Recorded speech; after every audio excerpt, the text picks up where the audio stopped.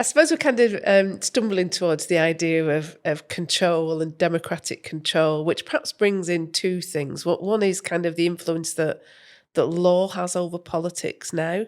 And I know recently you've been quite critical of Lord Hermer, and do you want to just explain the background to that? I don't like being personal in politics, but I don't think Lord Hermer should ever have been appointed. As far as I'm aware, he's the first Attorney General for more than 100 years to have been appointed with no elected experience. He's taken straight out of, I think it's Matrix Chambers, Yeah, and it is, yeah. given this job. Now, most people would find it difficult to name any of the last 5 Attorney Generals there's been. It's an obscure office of government, an important office of government whose job has been to advise the government on legal affairs. I and this government, I believe in the rule of law and democracy. There are some lawyers, and the current Attorney General is one of them, who don't share my belief in parliamentary democracy.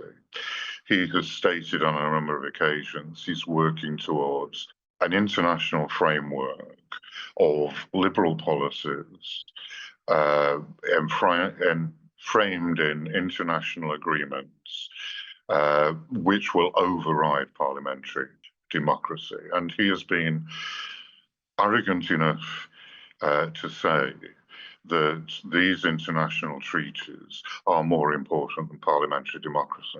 Now, I think that's outrageous.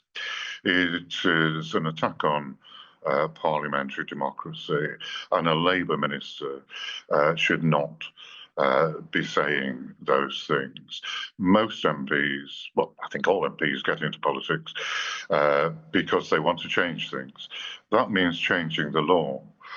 If you have laws, treaties, agreements, conventions set up 75 years ago for usually very good reasons at the time, but the world changes, then I think you should be able to change those conventions or withdraw from those treaties. Herman doesn't believe that we should be able to do that, and I think that's wrong. He's given advice on the Chagos Islands. I think I'm not a lawyer, but very dodgy advice to give the Chagos Islands to Mauritius, which will cost us 30-odd billion pounds. I mean, it's very dodgy advice on the basis of an international criminal court, which has a Chinese judge who's part of it from an autocracy, and it's only advisory. He says we've got to follow it. Yeah. Well, I don't agree with that. On the boat crossings, which is a major problem to the government, Yeah. the undocumented asylum seekers that are crossing the channel.